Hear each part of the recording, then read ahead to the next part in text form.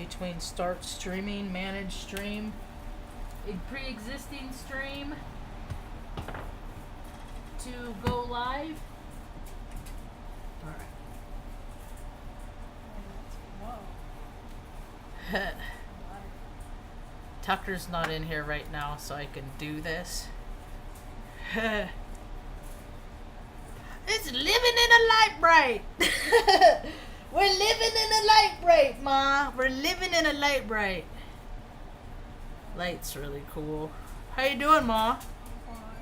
Ma's bruise. There's from when I noticed yesterday she had a big old bruise and a mark on her hand, and you gotta be careful with little old ladies because their skin gets real thin.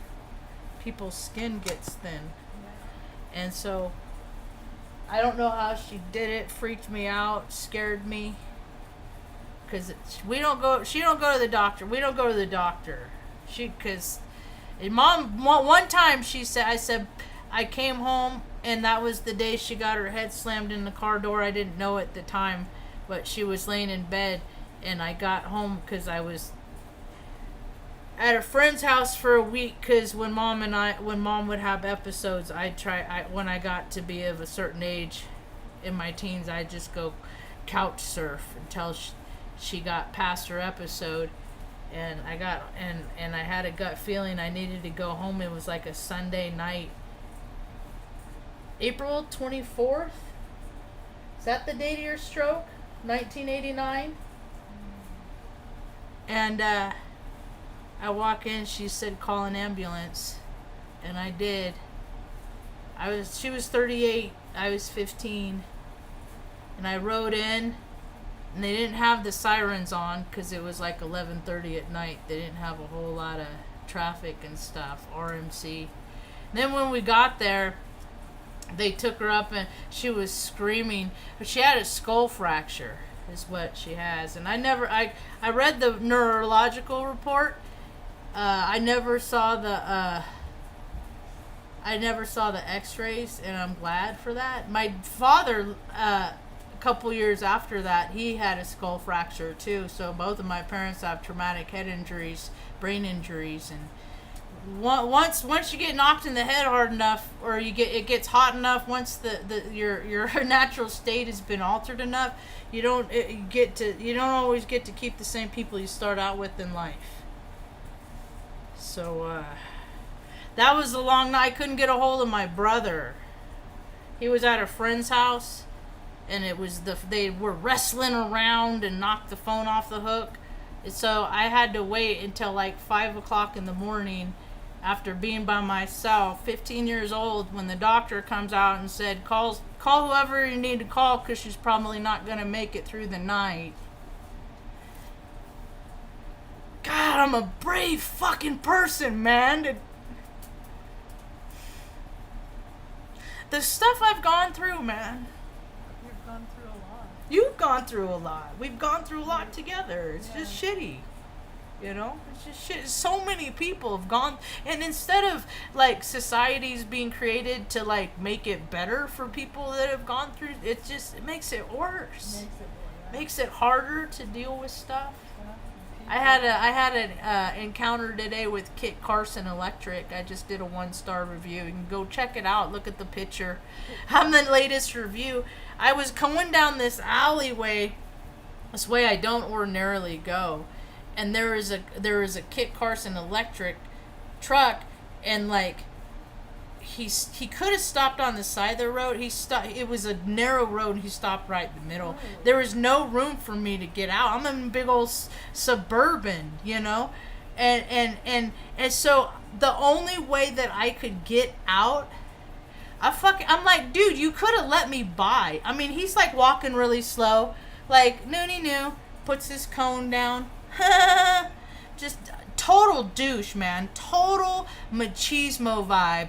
That's what the majority of the dudes put out in Taos. They're fucking machismos because they don't know what strong women are. So when they see one, they're like, I'm gonna be a douche, you know? And they do it a lot. I've seen it my whole fucking life. People have fucking come at me with how douche they can be, and I can out douche any douche. because my father, from which I'm born, and my brother are probably the two of the biggest, douchiest, bro-ish, and they were the fucking biggest assholes to me. And so if I can learn to defend myself and stick up for myself and literally fight for myself. I had to fight my brother off one time. He was over 18, I was 16. Now he's a big important lawyer in California. That's how I know they suck. I'm not one of those like, oh, my allegiance, I was for a lot of years, my loyalty, because I love my brother. I always talked up, and then I tell stories of things that happened with him, and people would be like, Marge, that's really fucked up. Your brother's kind of a douche. And then I started, oh, yeah, you know what? I said, yeah, I know, he is. He always has been.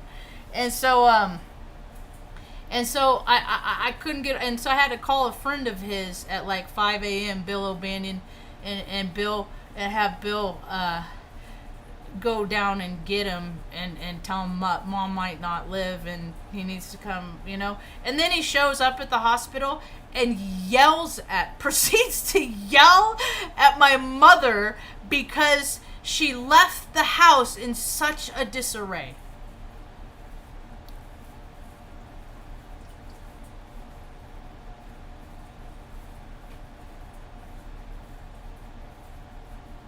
So I know how heartless people are. They're soulless. And like I just heard on TikTok, a woman was talking. She's like, they got spirits. They got spirit in them. They're driven by spirits. To be withholding, to be gross, to be... Anyway.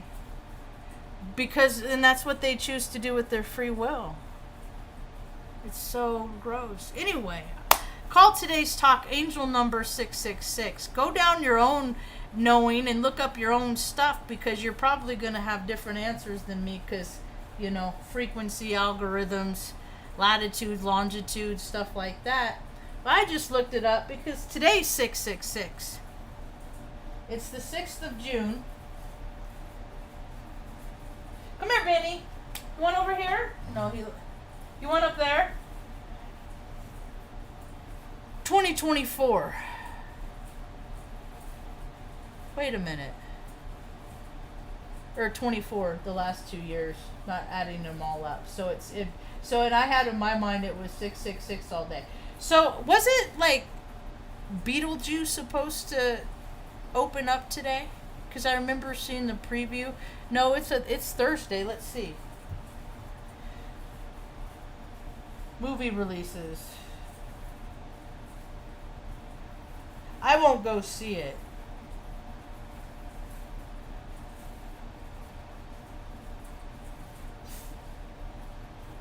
Oh, September 8/6. I got 6 and 8. I was wrong.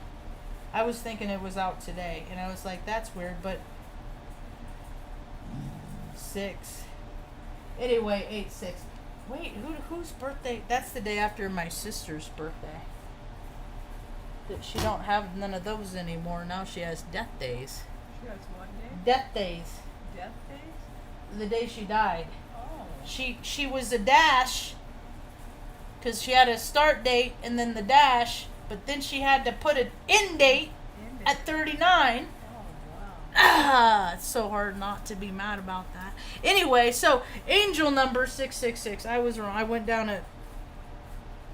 So what I came up with in numerology and spiritual symbolism, because there's shadow and light in everything. One can't exist without the other. It's just people don't keep it in balance.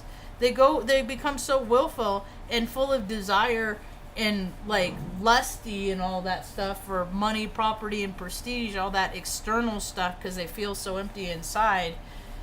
You know, so they live from their self-will, their ego, which is eating God out. When people live for themselves and just do stuff for themselves, that only does good for, we are here to help other people. You know, what if the earth was like, had a contest like magazine sales back in the 90s, 80s, we built the auditorium, and just like he who helps, let's see like who can help the most people on planet Earth. You're being frisky. I know you are. We'll put that down. She's ornery, man. You're a good girl. You're being. She's. It. Yeah. So, you're adorable.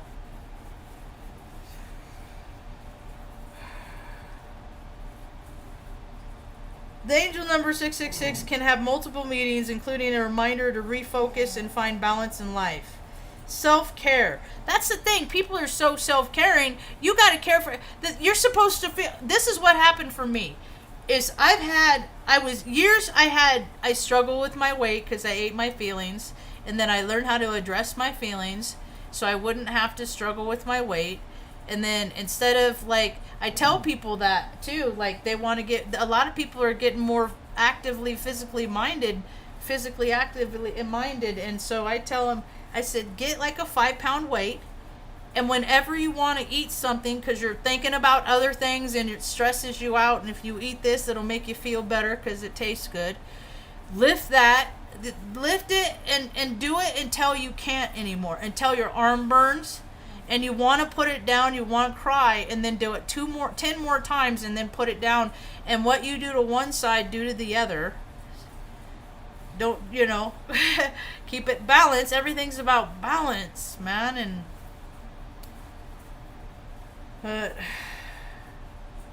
it's a reminder. Okay, let's see what else. It's an omen that a 6666 is an omen that your spirit is full of compassion and love, according to the divine forces that have sent to you. Your guardian angels want you to know that you have a great impact on the people around you, and that you should put that influence to good use by making positive changes in life. So, I was talking about the Kit Carson D-bag. So I came up on, and I had to back up and pull around. Like, he put a fucking cone up. So it made, I didn't run over his cone. I took it because I just reached out my window and grabbed the top of it and threw it so I could get out. Fucking, that dude was such a douche, and I just let him know that he is. And a gash and other things that I won't say here. And then like the woman whose house was there, she comes out and she's like, "What's the ruckus?"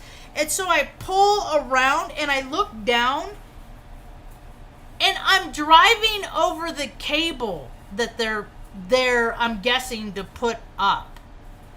Like, if you live in a small town and all they have is dummies for employees, be glad if your frickin' power works, if you have running water, because they're just dumb, man. And so I'm driving over a frickin' line on the ground because homeboy had to be a machismo a-hole. So I let him know. And then I did a review, and then I posted a picture of the guy standing there with this cone that he was slowly putting in the middle of the road. And I was just like, what a fucking piece of shit. Anyway, so positive notes, because the truth always comes out. Ain't that right, Ma? Yes, after I did the talk last night, I'm laying down, Mom's watching TV. She wanted to stay up late, so she didn't go to bed till like 9:30. Finally, and I kept asking, I said, "Mom, you want to lay down yet?" And finally at 10, I said, "Mom, I got to go lay down." I said, "So let's lay you down, and then I'll put the TV on. You can watch TV while you're laying down in bed, and then you can fall asleep." And then I set the sleep timer, and because I get up at 5, man. And I'm like this morning I got up, I tried to be at the laundromat closer to 7:15. It was there late. But I was so pumped up I got an email last night.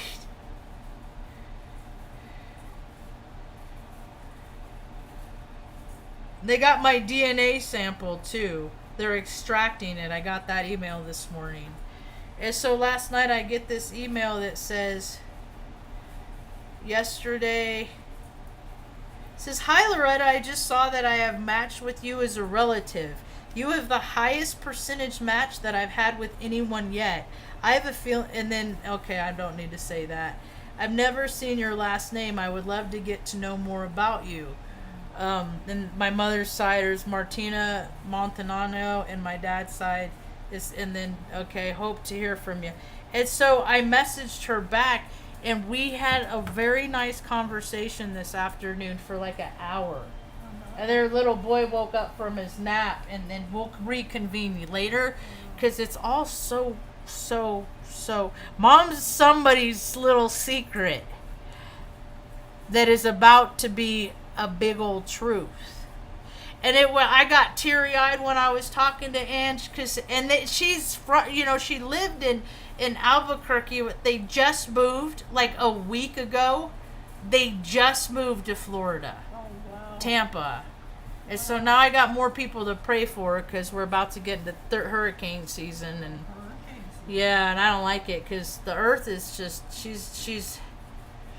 it's shifting, so shifting. Oh man, how earth is shifting. So we had a wonderful conversation. I got to talk to a cousin. It said how we were related. Let's see what it says. Hold on, I don't want to listen to.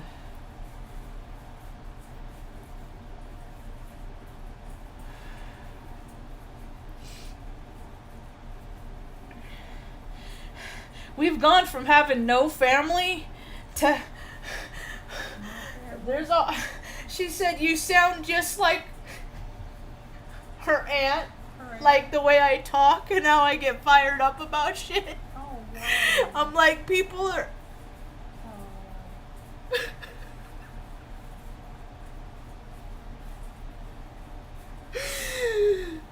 And then on my little horoscope thing that I got this morning,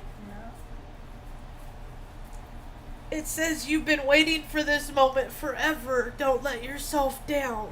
That's me. And then the song that's playing right now is One Day. This is the day, Mom. Because the other family part that found out that you were family, we never heard back from her. But this woman was so happy to hear all about you. About me? Yeah. About me? Yeah, you're her relative. See, Mom don't have that part in her brain is broke that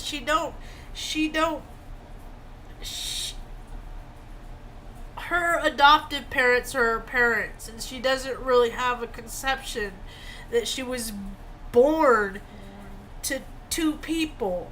Because when she was born, she was put in an orphanage. Oh, wow. I didn't know that. Yeah. An orphanage. Yeah, you were in an orphanage, Ma. Oh, wow. And that's why I said I'll never let you go live in a home, because it's like an orphanage for old people, and I'm not going to let you end up in a place that you started out in when you had so many people that should have took care of you. But from what I heard today, the people that would have taken care of her probably didn't know she existed. But they're very loving, and they're very open, and they're very nurturing, and they're going to be very happy that she exists. That's a lot. And it's a new moon. New moon, too. The new moon, and well, Taurus and Vedic, and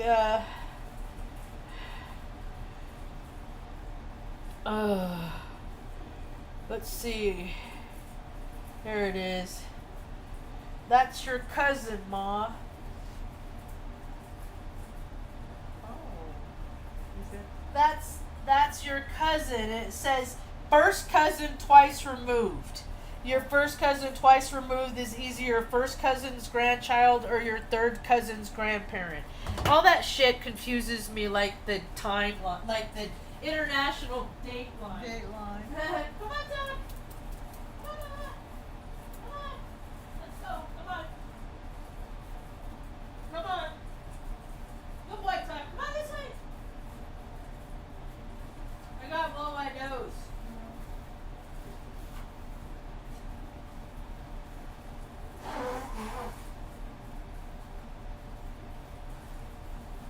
And then here's a crazy synchronicity that happened today too. What happened today? that I found that I life is such a trip. I don't understand how people create these lives where they just live the same year over, like they just they're groundhog. It's such a weird thing. But this guy comes across people I know or like recommended on Facebook. And to give you a little background, when I lived on 43rd Street in Omaha, come on, Doc. Here, let me go turn that fan on for him. Good boy. Come on. Come on.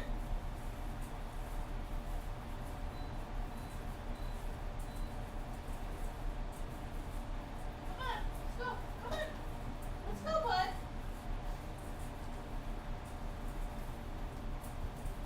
And I had two neighbors.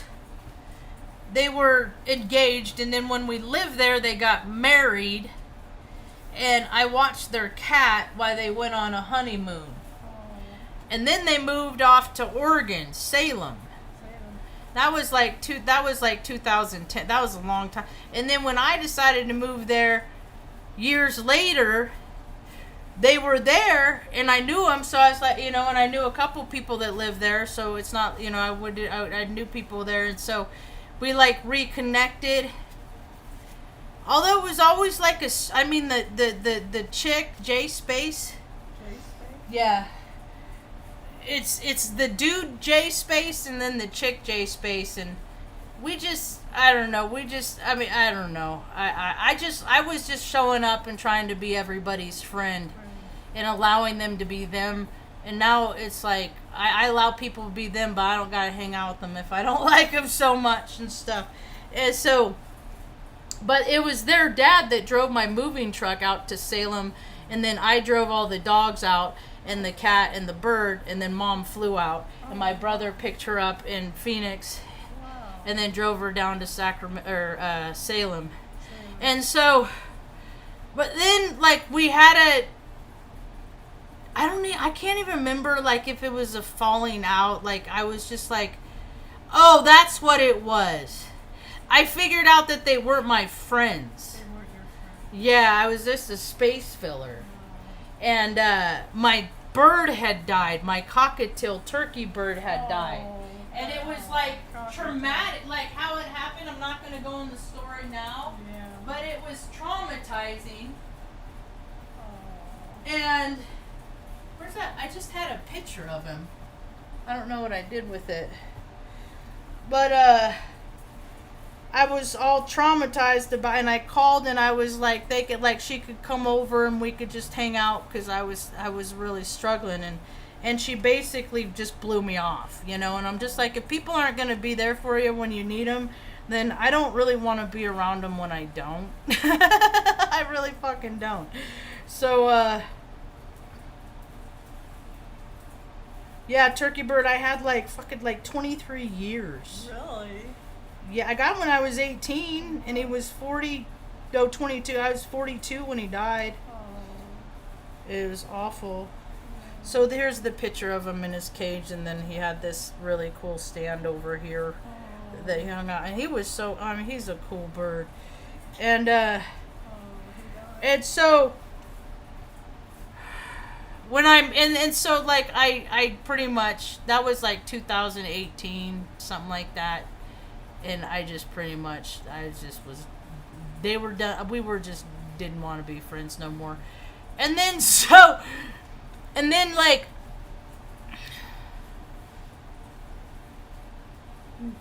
from the time when we did catch up, I found out things which I guess is a really common storyline in America, is parents that enable their children. And the mom, I think, was a pharmacist. And then and then cause I'm talking about J Space, dude J Space. This is his family. Mom was a pharmacist. Dad was I don't know, I don't know what he did. And then J Space had a sister. She OD'd by drugs that her mom had written her, being a pharmacist, got her a prescription for. Oh, wow. So, people are fucked up, man. Watch out, Artie. Watch out. Good boy. Good boy. Oh, it's okay. Go ahead. Come on, Tuck. Go up in the cool spot, honey. Good dog. Good dog. Good boy. Good boy. Go see Luna. Give her kisses. Good dog. Kissy, kissy. And then I guess the mom died. And then so like, because they had her car. And I didn't, and like, I don't know, it's just weird. It's just weird. So, because I'm like, and like I was at their house when I bought a bottle of whiskey or scotch, because I never drink scotch. I always wanted to try scotch. So I thought, well, if I'm going to drink alcohol after being sober for 14 years, and then I come to find out I'm Scottish, because I remember my brother, when he went on one of his trips over to Europe, he went to Scotland and did all the tour around Scotland. Wow. With all the, he went to all the, where they make scotch. Oh. Scotch. Which is a total bro thing to do. It's like a fuck, it's probably a tour for Freemasons.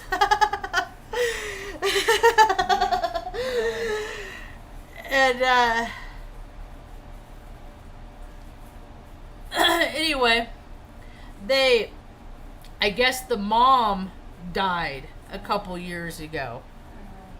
Because all of a sudden, on my recommended friends, I see the father.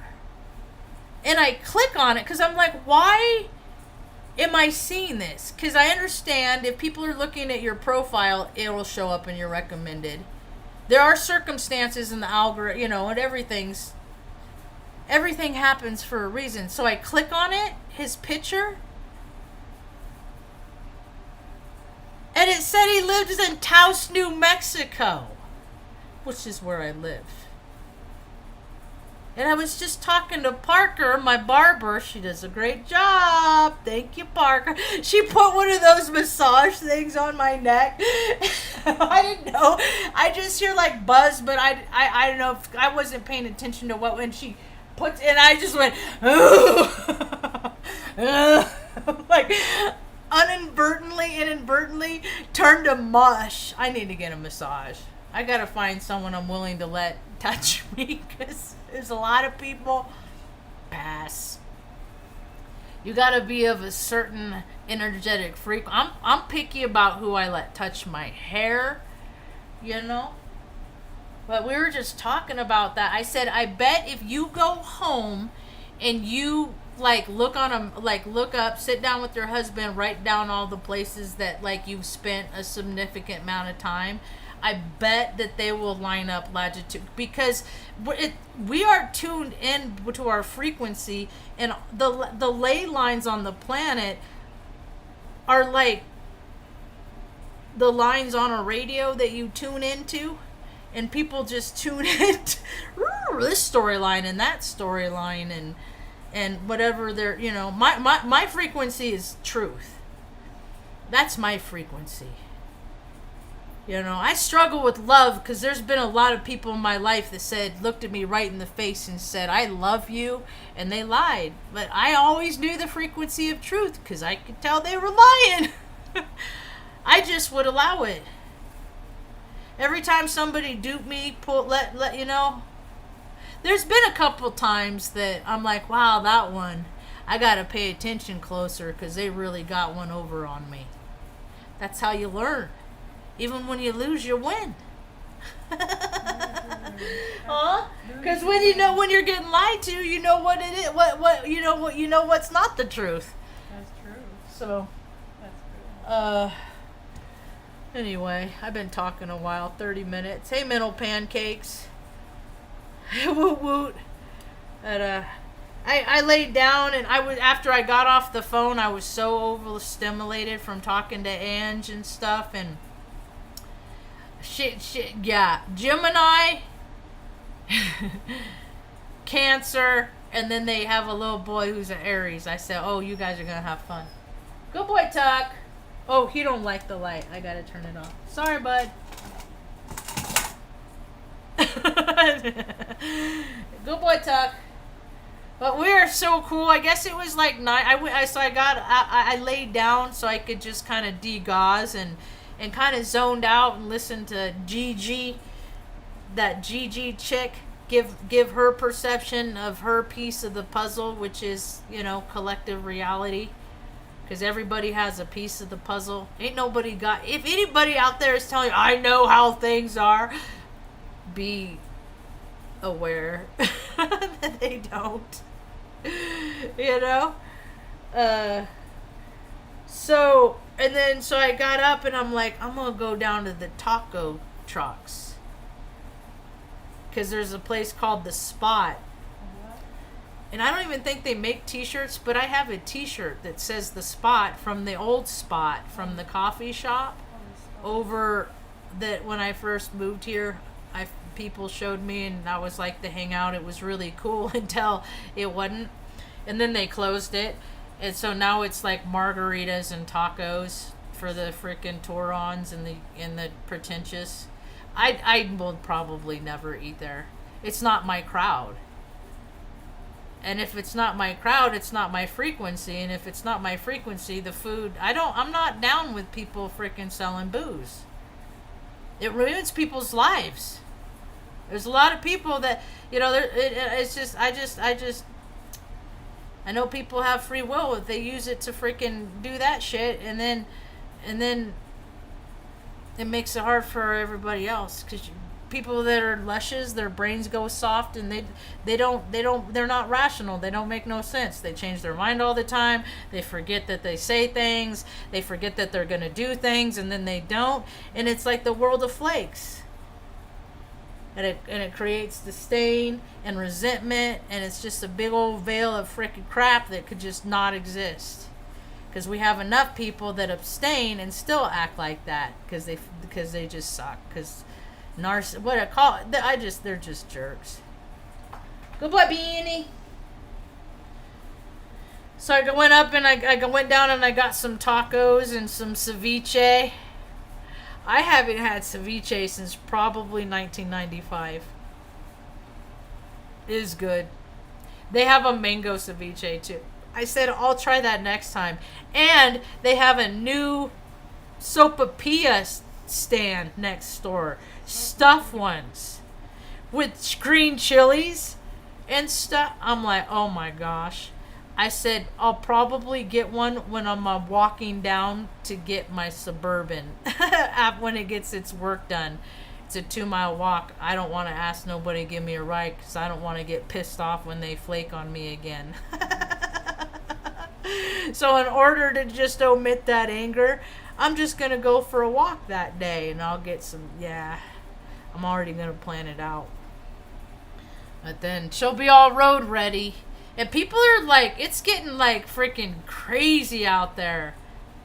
People are in such a hurry. They don't got that, it's all gas, no brake. And next couple weeks, me and Mom are just going to chill. We're just going to chill. We're just going to watch the civilization fall. Watch the show. Maybe there will finally be resolved to all of these plot lines that have been open for all of these years. Because why? The truth, it always comes out. I learned that from such a young age. So I would just go, I'd get in trouble. And I have been so much in my integrity. When I got my DUI on Offutt Air Force Base, I could do the breathalyzer, or I could go to the hospital and get blood drawn. I say, you know what? Let's get the most accurate. I did it. And what's funny is I was walking in a convenience store. And I'm so honest. They're like, how did you get here? And I dropped something. I was intoxicated. And I was in my dorm across. I was on right by the shopette. We were drinking, And I went across the base and I was like, oh, I want egg rolls and macaroni and cheese. I had the drunken hungries. So I went back across base and I'm walking around and I dropped my macaroni and cheese and I picked it up. And there are these two off-duty security police guys. And they're like, how'd you get here? Or they were in plain clothes. I don't know if they were off duty. They were in plain clothes. And I was like, and instead of just saying I walked and left my car and gone back to the dorm to where my buddies were still drinking. I'm not that smart. I'm just... So we went to the hospital and they did... that was a 2.4. I had two DUIs. One in Sacramento was a civilian who was a 2.2 and the other was a 2.4. And then I got sober and then I drank scotch. And then I was like... I'd go up the store. I live next to this Roth grocery store in Oregon, and it was like the best one in town. And the lady, the wine department was like that, because I never drank wine, but I wanted to know what all the snooty people were talking. I wanted to know what the verbiage meant when they spoke, because I've been around so many winos in my life. Oh, the wine has legs. Look at it, has nice legs on it. You know, all that shit. I wanted to be in the know, so I would go up and you know, and I didn't drink alcoholically. What happens is every time I drink, regardless of how big or small, there is some sort of consequence that happens.